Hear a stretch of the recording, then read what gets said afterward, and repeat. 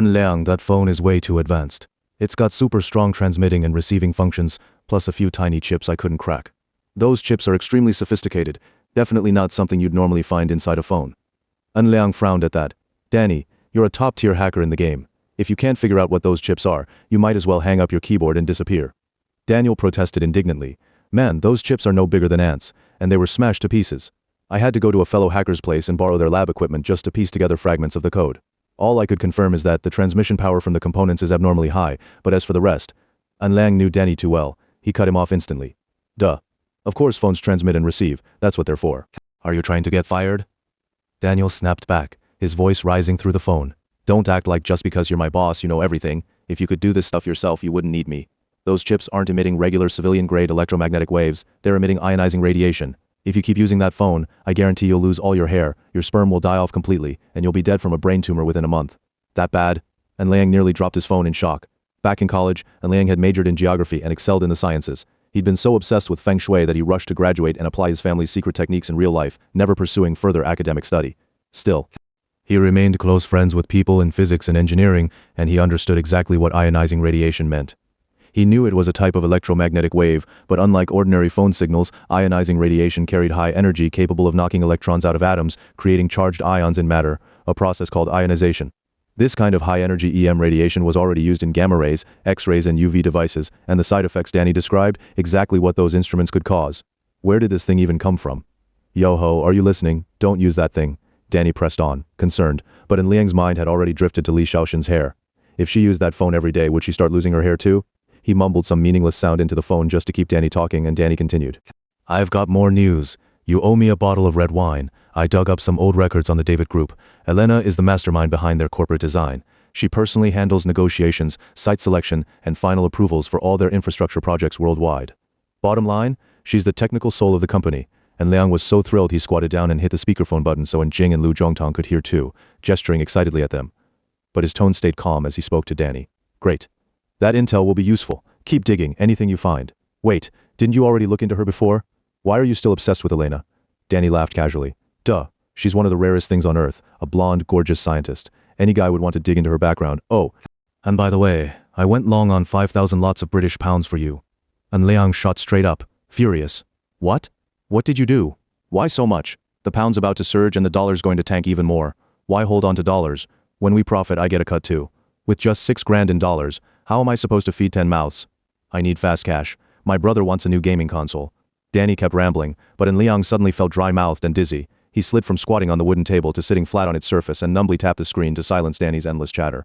And Jing reached into his helmet with a tissue to wipe his sweat and asked gently, is 5,000 lots a lot of money? Not huge, but it's all my secret savings, and Liang groaned. Danny's gambling with my entire stash. Nobody on Wall Street goes all in like that. Just put the gun back. On my way back to town, I'll stop by and shoot him. And Jing patted his shoulders soothingly. Don't be sad. You were never meant to have wealth anyway. Those savings were never really yours to begin with. After mourning the loss of his private funds, now metaphorically tossed into the Atlantic, and Liang immediately called Danny. By now he was certain Elena controlled the David Group's Feng Shui. She used the entire corporate Feng Shui system to manipulate the headquarters at 120 Wall Street, 23rd floor, drawing power from the JJ Mountain Dragon Vein, through the counter Feng Shui layout at Elena's Bioengineering Research Institute. He was sure every major decision made by David and Danny had been shaped by Elena's counsel and ultimately executed according to her hidden agenda. Though he didn't yet grasp her full role, the fact that she concealed her Feng Shui activities from the corporation while hiding her PhD in geography from Feng Shui practitioners clearly pointed to a deeply buried secret. But Danny's phone kept ringing with no answer. His new secretary said he was away on business. Frustrated and with nowhere to vent, Liang turned to Jing and Lu Zhongtong and sighed. We'll deal with this later. Let's head to Singapore first. And Jing pushed a pawn across the board into the enemy's palace, threatening Lu Zhongtong's general, and declared confidently, checkmate is coming, we'll find answers in Singapore. Lu Zhongtong shifted his general sideways and replied, it'd be great if we could force the puppet master into the open, but honestly, we're the ones being pushed around. We've been led by the nose this whole time. Xiaoxian is just bait. Sitting cross-legged on the big wooden table, Liang idly rubbed his stubble with his knuckles and murmured, exactly. What do we even have to do with David's death? Are Xiaoxian and Elena on the same side? Fascinating. Suspicion toward Li Xiaoxian had become an unspoken consensus among them, but no one showed it in front of her. The only change was that they never discussed anything related to the David Group when she was around, and Liang treated her with extra care, and Jing chatted with her cheerfully, and together they packed for tomorrow's departure. Dozens of model toy boxes had already been shipped by the time they arrived at the Furama Hotel in Singapore. 2 Beretta pistols would be waiting in their room. But Chinatown police informed Lu Zhongtong that due to his parole status, he couldn't leave the US. Even if he reached the airport, he'd be turned back at customs. And Jing tried negotiating through church contacts, but to no avail. Lu Zhongtong had to stay behind. For Enlang, this was terrible news. Though quiet by nature, Lu Zhongtong was fiercely loyal, influential in the Chinese community, and could solve problems others couldn't. Most importantly, his birth chart formed the Taiji noble person configuration, with Enlang's granting special protective energy that turned danger into safety. Only now that he was gone did Enlang truly feel his absence. Without Lu Zhongtong on the trip to Singapore, something vital felt missing. That day, Lu Zhongtong drove the ice cream van to take everyone to the airport. The whole way they were on high alert, wary of an ambush. Lu Zhongtong told them there were pistols and submachine guns hidden inside the van if needed, which greatly reassured the group. Yet Lu himself remained unusually quiet throughout the ride. He couldn't help but feel worse than a dog after all. Even Cuckoo had quickly secured entry approval as a working dog through documentation from churches and charities. They arrived at the airport without incident. Lu Zhongtang handed En Liang several phone numbers, saying these belonged to Hongman brothers across Southeast Asia and could be used in emergencies. He then accompanied them all the way to the customs checkpoint. Long after En Liang had passed through security and walked deep into the boarding area, he found a spot to secretly look back, and sure enough, Lu was still standing there, craning his neck to watch them go. Only someone deeply moved would wear such an expression and behave that way, especially a burly man with a thick beard. And Liang called in Jing over to peek with him and asked, "Who do you think he's watching?" After more than 10 hours crammed on the plane, they finally landed in Singapore. Singapore is an island nation, its total area only slightly larger than Beijing, China's capital. To the north, east, and west, it's bordered by the narrow Johor Strait, so narrow that bridges span it easily, facing Malaysia on the opposite shore. To the south lies the vast Singapore Strait, one of the world's busiest maritime routes and a true crossroads of global trade. Located in the tropics, Singapore has no concept of seasons. It's summer all year round, the only difference being between very hot summer and not so hot summer. The moment En Liang stepped off the plane, he started stripping off layers. By the time he reached customs, he was singled out as a suspected threat and subjected to repeated thorough inspections. The staff were impeccably polite, yet icy cold in their demeanor, their courteousness laced with unmistakable suspicion, leaving En Liang deeply uncomfortable. And Jing knew this was probably the unluckiest period of her brother's life. Trouble finding him wouldn't be surprising at all. Right now, all she wanted was to get those 2 automatic pistols holstered back under her arms. Otherwise, she had no idea what else she'd use to fend off whatever came next. Outside arrivals, Li Xiaoshan stood waiting quietly with Coco. After more than an hour, En Liang finally emerged, scowling and muttering curses. "What's wrong with Singapore? I'm Chinese too. Why did they make me strip completely and scan my rectum for drugs like I'm some criminal?" And Jing said, "Lucky I didn't pack toy models in my luggage. If they'd found any, I'd be sentenced to caning, and that'd be the end of me." Red dust note. Singapore retains judicial caning as punishment. The cane used is extremely brutal, each lash tears open skin and flesh. "Sister Jing, you're a woman, you wouldn't be caned. Caning only applies to men," Li Xiaoshan said gently to En Liang. "But you should be extra careful. Singapore's laws are stricter than America's. You'll need to pay attention to everyday details." Dragging his suitcase along, En Liang replied, "Of course, we're civilized people, we won't cause trouble for others." Li Xiaoshan looked at his chin and added, "You should also keep your appearance neat. Men with beards find things harder to handle here, what?" En Liang stopped mid-stride in the corridor. "What's wrong with my beard?" Li Xiaoshan brushed a speck off his collar and straightened his shirt. "When in Rome, do as the Romans do. Every place has its customs. If it's causing you trouble, just shave it off." She paused and gave him a good look. "You'd look really handsome clean-shaven." Flattered instantly, En Liang grinned. "All right, if you like it, I'll shave it off when we get back. But if you prefer pretty boys, just say so. Don't act like my beard offended someone." And Jing raised an eyebrow and said sourly, "Bro, your beard makes you way cooler than other guys." They checked into the Furama Hotel near Chinatown, the very new Cheshui Li Xiaoshan had mentioned. Located in southern Singapore, New Cheshui was once the largest overseas Chinese settlement and is now a famous tourist and leisure district. Most of the original architecture remains intact, giving the area a nostalgic charm. Wide modern roads cut across narrow old alleys, while sleek skyscrapers rise behind rows of low-rise heritage shophouses. Street signs in multiple languages clutter the facades, creating a scene that feels like stepping back at least 50 years in time. After settling everyone into their rooms, Li Xiaoxian said she wanted to go home first to check on things. And Liang immediately volunteered to accompany her and carry her luggage. But Li Xiaoxian declined, saying she'd rather drop off her bags alone first, then take En Liang and Jing around to explore. Respecting her wish for privacy, En Liang could only escort her to the hotel entrance to hail a taxi. The moment Li Xiaoxian's taxi pulled away, and Jing burst out of the hotel doors, clutching Cuckoo, and rushed to En Liang's side. He was already dressed in a sharp suit. He turned around and froze. And Jing now wore a tight striped tank top and a flowing short skirt, a baseball cap perched on her head with her long braid poking out the back. She looked exactly like a love-struck high school girl. Before he could react, she shoved him into the next taxi. "What are you doing?" En Liang sputtered. "Dressing like that? Are you trying to give yourself away? How will you ever get married looking like that?" Ignoring him, and Jing told the driver, Follow the car ahead, don't lose it. And Liang kept grumbling. I told you to change into something normal, not dress like this. Look at your legs all exposed. Seriously, it's blinding, and Jing sighed. Enough already, it's scorching hot. I didn't bring my guns, and you expect me to wear a nun's habit? I'd die of heat stroke. I haven't worn these clothes in years, it's a miracle they still fit. That just means you haven't grown in years. I'm 22. What am I supposed to grow anymore? I'm slim, that's called good body control. Li Shaoxin's solo move after landing was exactly what the siblings had anticipated. They'd already agreed. The moment she left the hotel, they'd tail her closely. Ever since the sleepwalking incident back home, and Liang was certain Li Shaoxin had deliberately approached him and wouldn't leave until she achieved her goal. So they weren't worried she'd vanish. Still, staying passive wasn't an option. Tracking her was absolutely necessary. They followed Li Shaoxin's taxi down the main road through Chinatown, then turned onto a colonial-era street lined with three-story Western-style houses.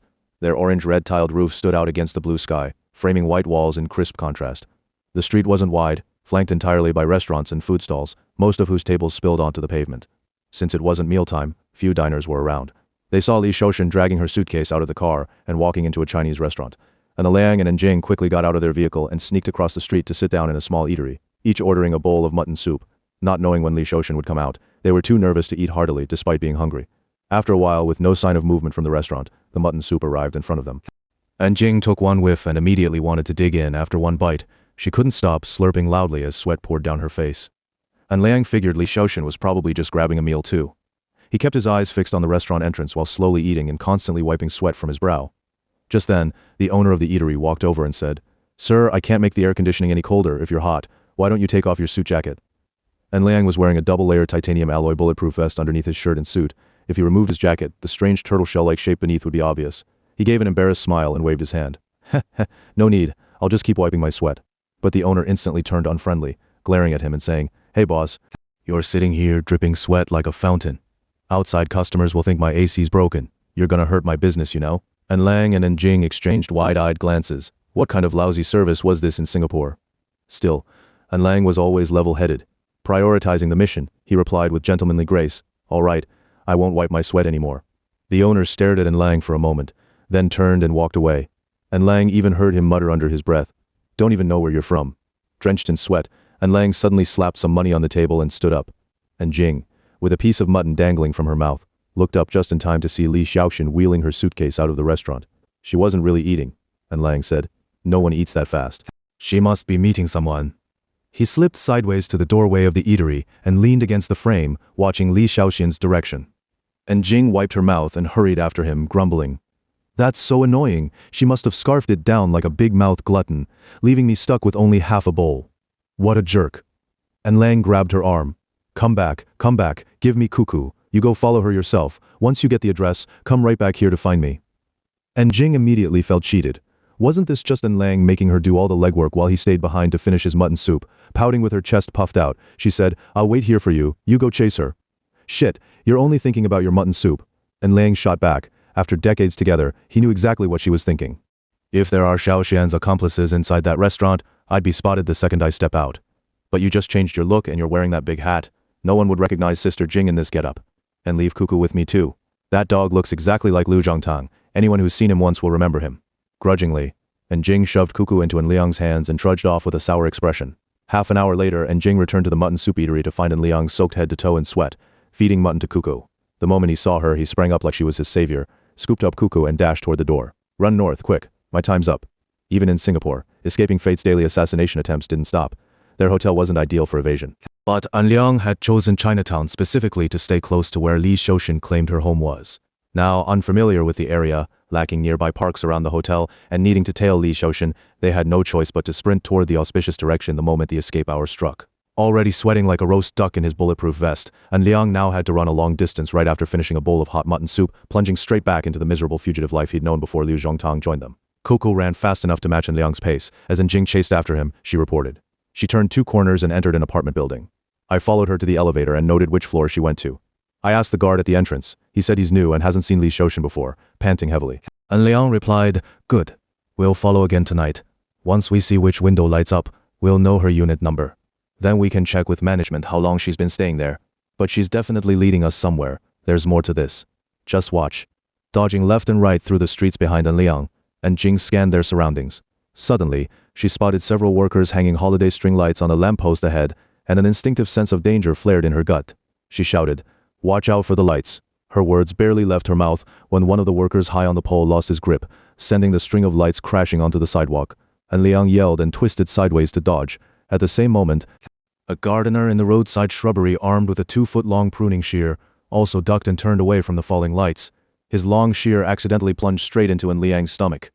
A chorus of screams erupted as both Liang and the gardener collapsed to the ground. Ignoring the terrified gardener, Liang looked down at his stomach. Only his white shirt was torn, while the bulletproof vest underneath remained intact.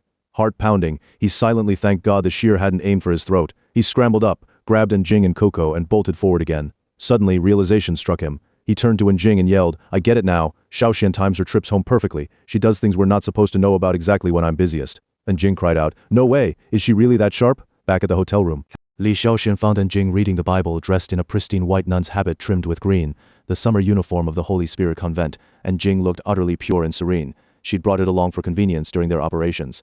Together, they went to Lang's room. The moment Li Xiaoxian stepped in, Lang froze in place. She wore an ivory-colored dress with subtle floral patterns, a slightly vintage yet elegant style. Her modest V-neck revealed a slender, fair neck. A string of luminous pearls rested delicately against her collarbone. Paired with a small floral handbag and a pearl hairpin securing her loose chignon, she exuded tropical sophistication. Even her injured right hand from days earlier was perfectly matched with a pair of white sheer gloves, completing the image of a poised, refined girlfriend. Oh, and Lang let out a soft gasp, snapping out of his daze. "You're beautiful." Li Xiaoxian smiled serenely. "Thank you. You'll need to wear a tie tonight again." Liang groaned inwardly. He'd nearly melted in that eatery just eating mutton soup now. The mere mention of suits and ties filled him with dread. He gestured for her to sit. "Can we just wear shorts for dinner? Let's go to Clark Quay and snack our way down the street. Your legs look great in that skirt, so you'll stay cool, but I'll be wrapped up like a tin man. It's torture." Li Xiaoxian blinked and said, "Thank you so much for seeing me back. I'm home safe now, and I'd like to treat you all to dinner. I've reserved a table at the rooftop restaurant of the Carlton Hotel." So, Liang and Njing exchanged amused glances. Liang said, "Oh, there's also a Carlton Hotel in New York, right next to Battery Park, facing New York Bay and the Statue of Liberty. It's one of the best Feng Shui hotels in the city." "Yes, and today's Carlton Hotel in Singapore also faces Marina Bay directly. I wonder if it's among the best Feng Shui hotels here too. Don't you want to go take a look?" "I do. Then you'll need a tie. Shall I pick one out for you?"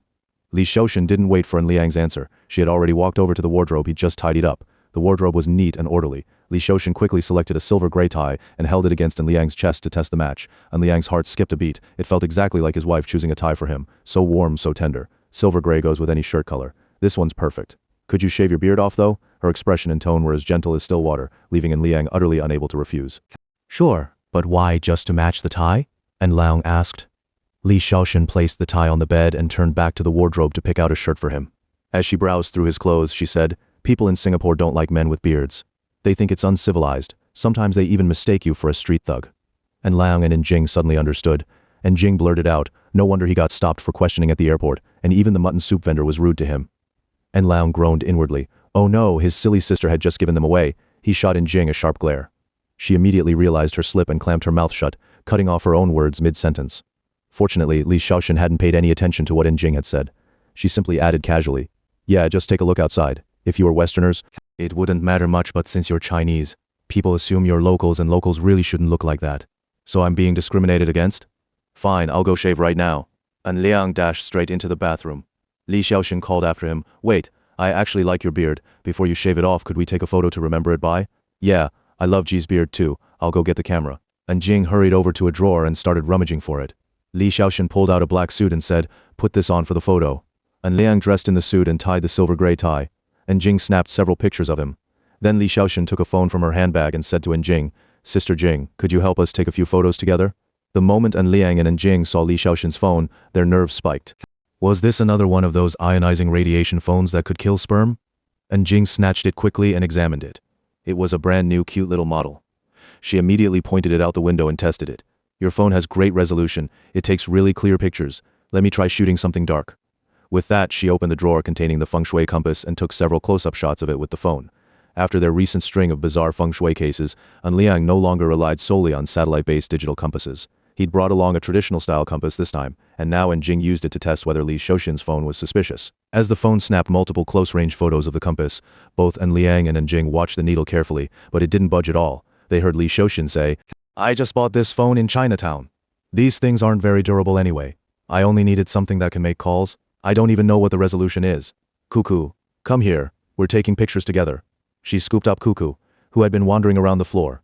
And Jing let out a relieved breath. Phew, great resolution.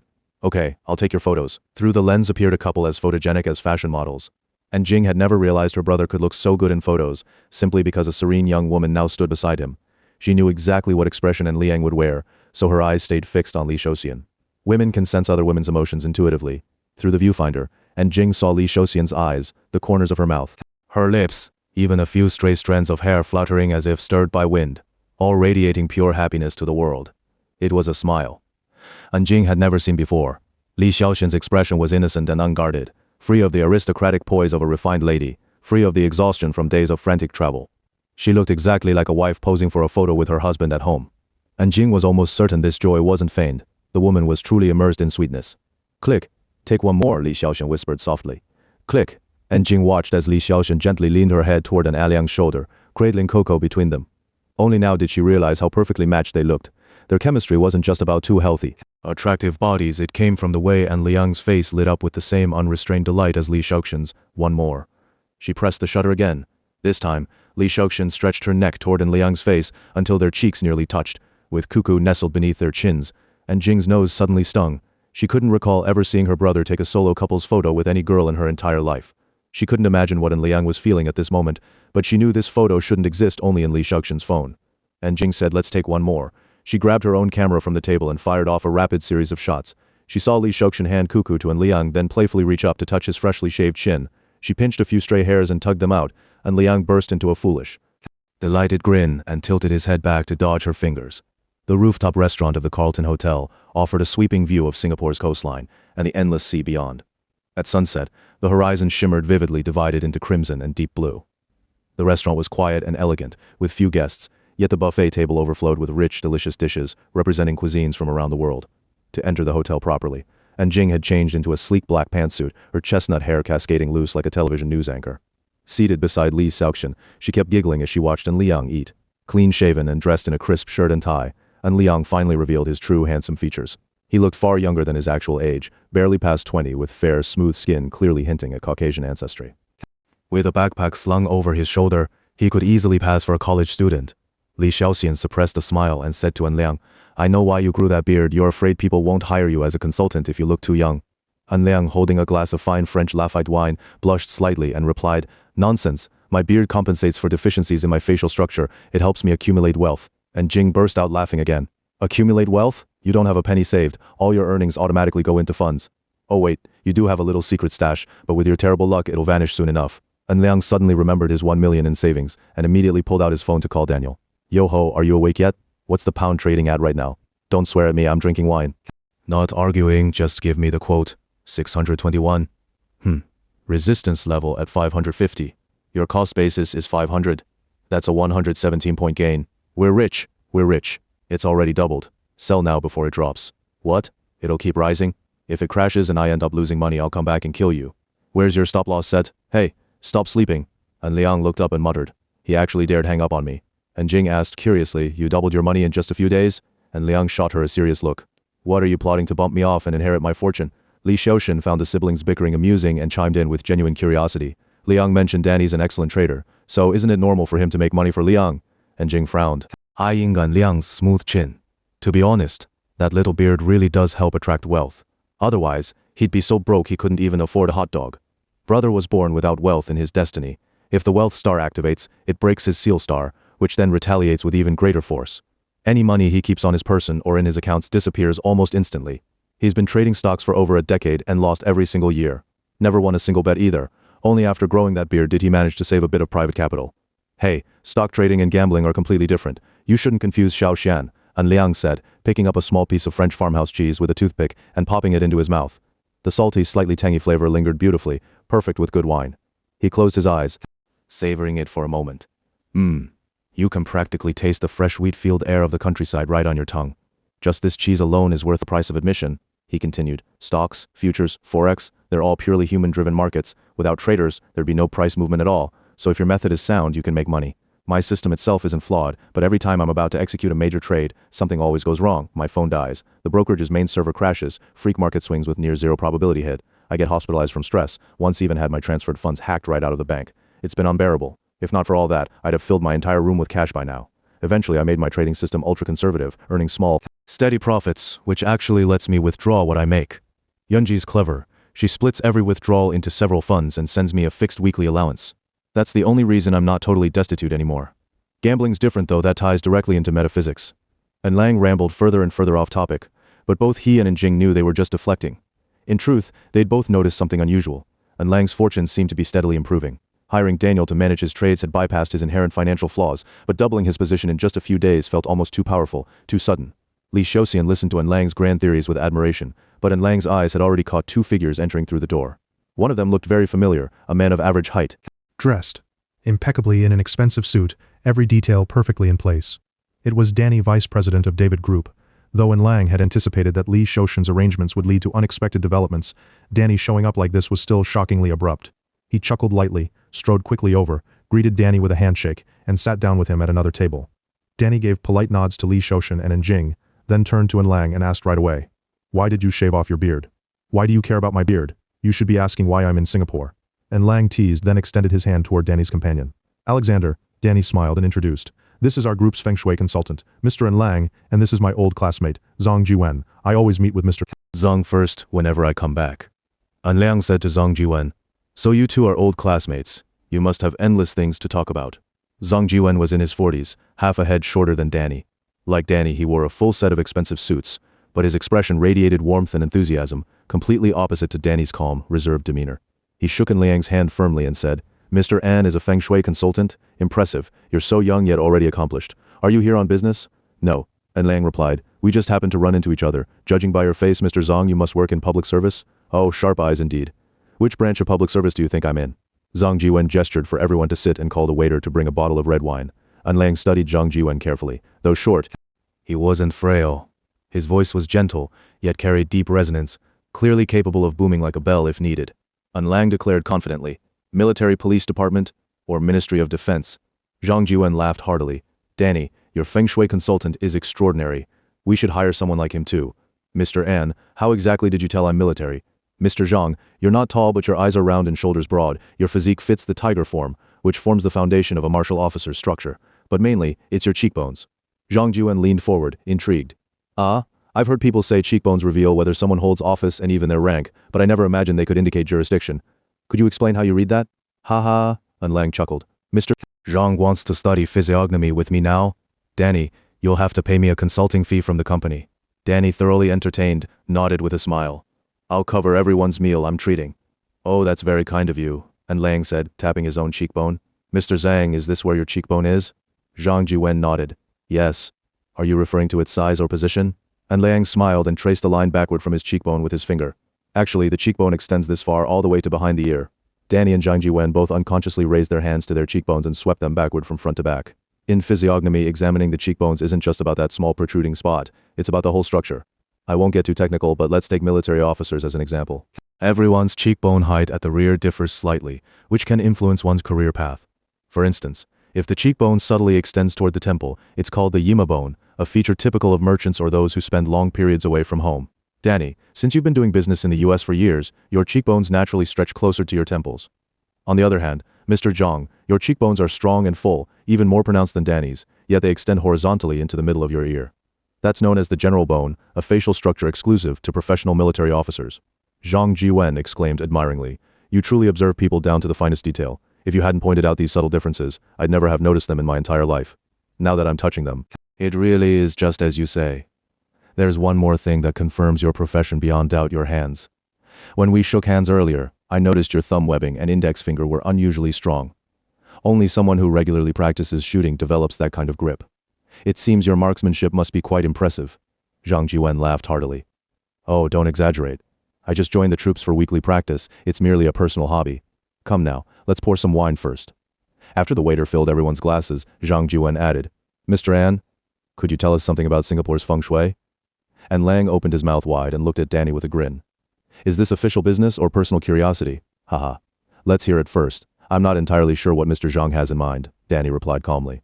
He'd always preferred to gather all the facts before speaking, a habit that had served him well. Zhang Jiwen continued, 6 years ago, when US forces entered Afghanistan, they stumbled upon a videotape in an Al-Qaeda compound. The tape contained detailed footage of Singapore's key military installations, Changi International Airport, and subway systems including parking lots, sewers, and even minor tunnels within the metro. The person narrating the video analyzed precisely where bombs could be placed, how to plant them, and the optimal timing for such attacks. And Liang was visibly startled. So someone actually planned a terrorist attack on Singapore? Were they really part of an Islamic extremist group? Zhang Jiwen gave a wry smile. Singapore itself has a significant Muslim population, and we harbor no prejudice against Islam. As for why they'd target us, that's still under investigation. But after the Americans handed over the tape, we launched an extensive manhunt. We uncovered several major plots still in the planning stages, including one involving a civilian aircraft aimed at crashing into Changi Airport. Those were truly terrifying times. Though Zhang Jiwen spoke softly, his calm tone couldn't mask the lingering tension of those days, when every shadow seemed suspicious and every sound alarming. And Liang shook his head and muttered, "Those people must be insane. What threat could neutral Singapore possibly pose to them?" Zhang Jiwen chuckled faintly. "Some things aren't as straightforward as they appear. It's a long story. During interrogations, we gathered circumstantial evidence suggesting Al-Qaeda wasn't acting alone, simultaneous with the 9/11 attacks in New York. A mysterious group contacted them, requesting reconnaissance of Singapore's critical sites and the formulation of attack plans. This group had no name, only code names." He took a deep breath, as if trying to steady his nerves. And Liang noticed Zhang Jiwen's breathing was slightly trembling, a clear sign of the immense psychological toll these events had taken on him. "You're wondering whether Feng Shui could reveal if Singapore is vulnerable to terrorist attacks?" Zhang Jiwen nodded with a gentle smile.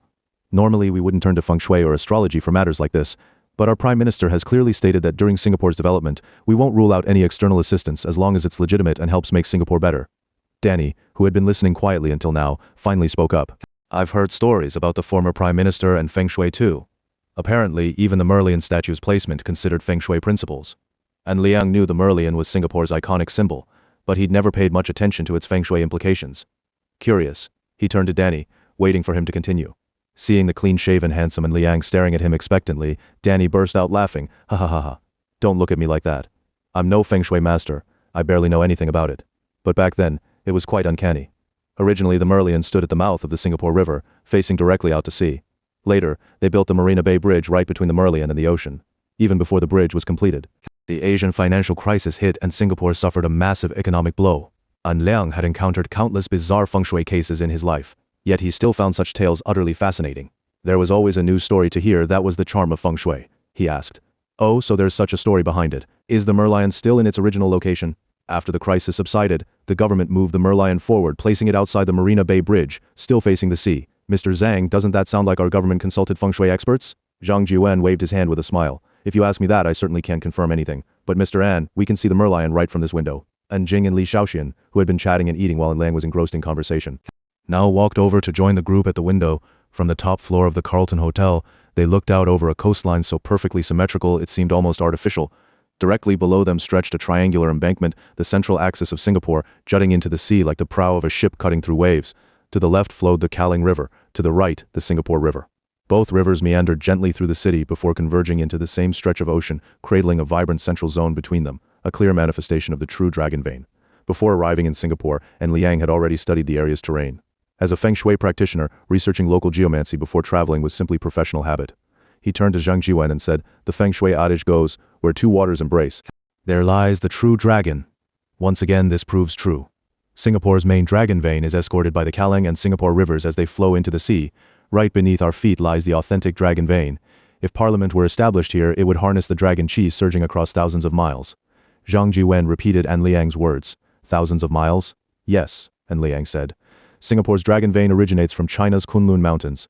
The East Trunk Dragon and Southeast Trunk Dragon formed China, while the South Trunk Dragon traveled south through the Tangala Mountains, Hengduan Mountains, Tanyantawang Mountains, and Bilao Mountains. Escorted by the Mergui Archipelago, it crossed the Andaman Sea, then expanded and contracted repeatedly over the open ocean, sometimes wide, sometimes narrow, like a poorly filled sausage heading south toward the southern plains of Malaysia. This sausage is Malaysia's main central mountain range. At the Johor Strait, it underwent a Benghong Guosha formation, dove beneath the sea, then emerged again to rise up as Singapore Island, forming a genuine Dao Qilong, a reversed riding dragon site. And Liang gestured animatedly against the backdrop of the setting sun and the sea. Everyone was spellbound until Danny was the first to snap out of it. He turned to Zhang Jiwen and said, "Well, Mr. N is a top geography student, so..." Zhang Jiwen nodded vigorously. "Impressive, very impressive. But if the dragon vein travels such a long distance..." Wouldn't its energy be weakened by the time it reaches here? The length of a dragon vein has nothing to do with the strength of its qi, An Liang explained. But a vein's dynamism directly reflects the vitality of its qi. Take Singapore's trunk dragon, for example. From Thailand down through Malaysia, it repeatedly narrowed and widened. That's actually a sign of renewed kinetic energy in the dragon qi. In Feng Shui, this is called shuyan constriction and release. Without shuyan, a dragon vein can never transform into a true dragon. If the path from Thailand to Singapore had been uniformly flat and unchanging, Singapore would never have achieved what it has today. Zhang Jiwen's expression shifted from warm friendliness to deep respect. He said admiringly, "Danny, this younger generation isn't just talented, they're hidden dragons and crouching tigers."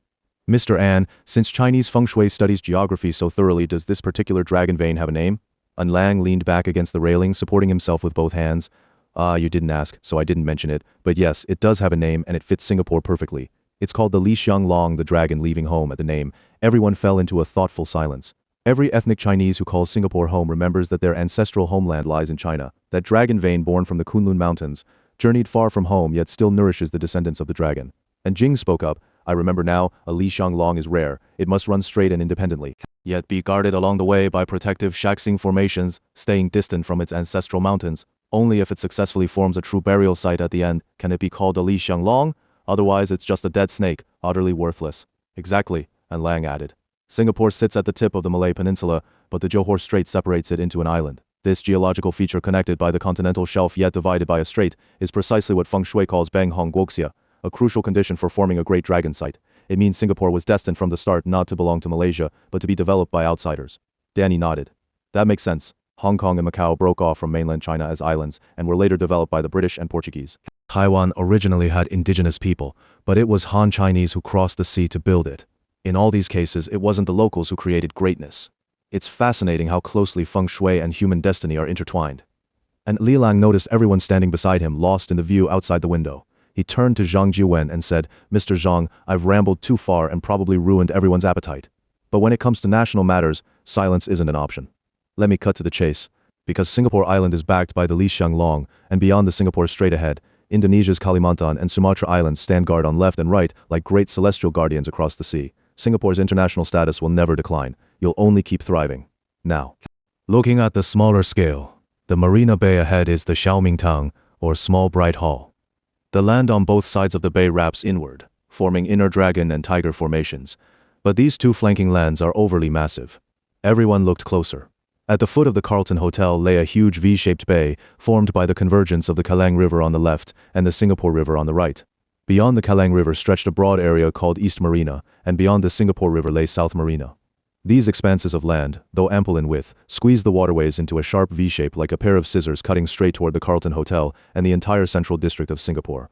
And Leong continued, "It's good that these coastal lands don't flare outward, but their inward curvature, pressing against the river channels, is excessive.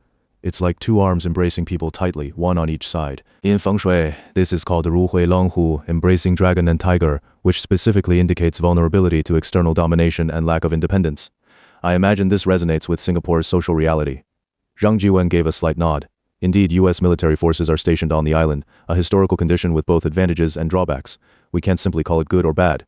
But regarding the recent terror attacks, half-targeted U.S. military camps and command centers, if Singapore were attacked, the presence of allied forces would certainly be a key factor. Danny added, "Singapore's assertive political stance contradicts its heavy reliance on external resources, an open secret. But if we altered the Feng Shui configuration of these dragon and tiger formations, would that really affect Singapore's global position?" "It absolutely would," and Liang replied. "Given Singapore's strategic location and exceptional Feng Shui layout, once its fortune cycle activates, the impact will be global. But that's a long-term matter. Today we'll just assess Singapore's risk of unexpected disasters to put your mind at ease, Mr. Zhang." He raised his fingers straight ahead. Everyone followed his gaze. The two embracing coastlines didn't fully close. They left a 300-meter-wide outlet right at the apex of the giant V formed by the confluence of the two rivers. That is Singapore's Kiko, its vital energy mouth. Success or failure hinges entirely on this point, and Liang concluded. And Jing immediately added, "I remember An Yun always said before judging a city's stability, first check if its water mouth is tight. That means the water mouth takes absolute priority in Feng Shui layout above all else." Zhang Jiwen smiled gently and turned to Danny, glancing questioningly at An Jing. Danny whispered an explanation. "This is An Jing, Sister Jing. She's Mr. An's younger sister. An Yun is their mother, a Grand Master of Metaphysics in New York." Zhang Jiwen's expression grew even more respectful. He gave An Jing a courteous nod and a smile. Sister Jing, coming from such a distinguished family of classical Chinese learning, I'm truly impressed. And Jing returned his nod with a polite smile. My Feng Shui knowledge is modest, nowhere near my brother's, but I do have some basic grounding in geography. This watermouth, I believe, has both advantages and drawbacks. With two rivers converging and flowing straight out to sea along the central axis, the water mouth is wide open, unshielded, and unobstructed. This water formation is called Yuan Chen Shui. Qi flows straight in and straight out. When exiting, it drains wealth without return. When entering, it rushes directly into the Mingtang, causing financial loss and harm. But the designers have cleverly neutralized these issues. Look, the hotel below has a Ferris wheel. Everyone headed down toward the hotel. A massive Ferris wheel stood right at the tip of the triangular plot, looking just like a giant windmill mounted on the prow of a ship.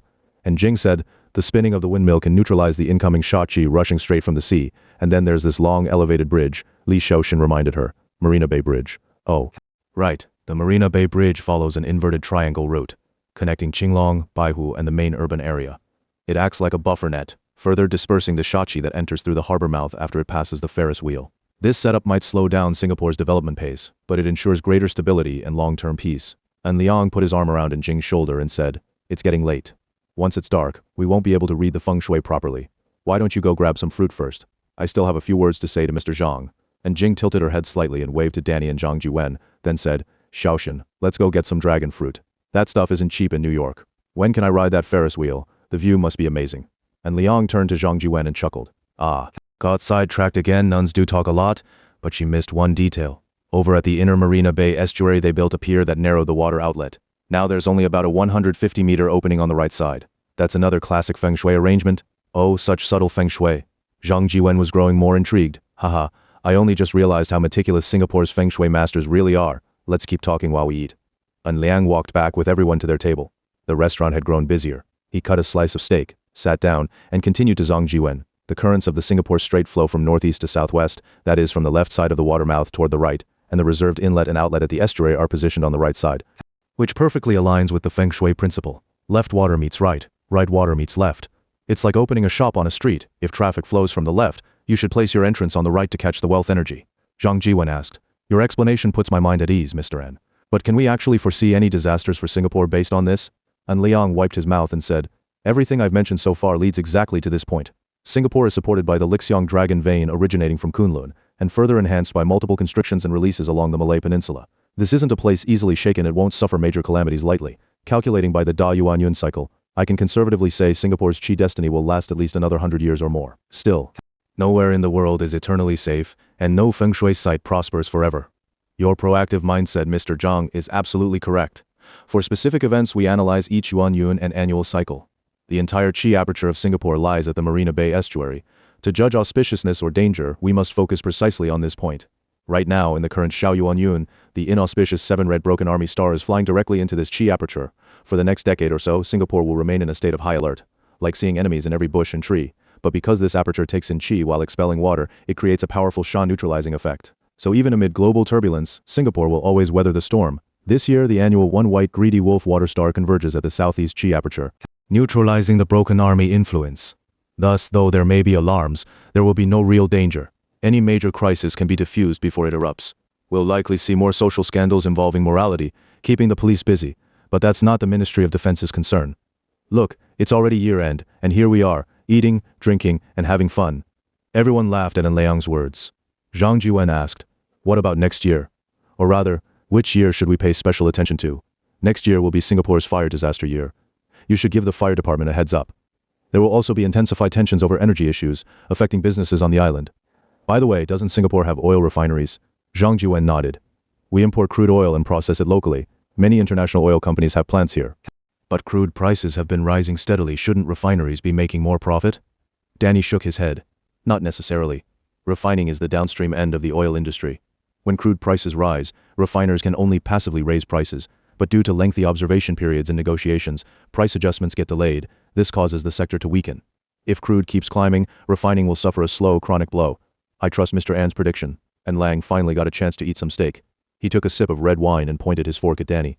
Business people really think differently. I hadn't considered all those layers. As for Singapore, the real danger lies in the next year of the rabbit. In fact, signs will start appearing as early as the year of the tiger.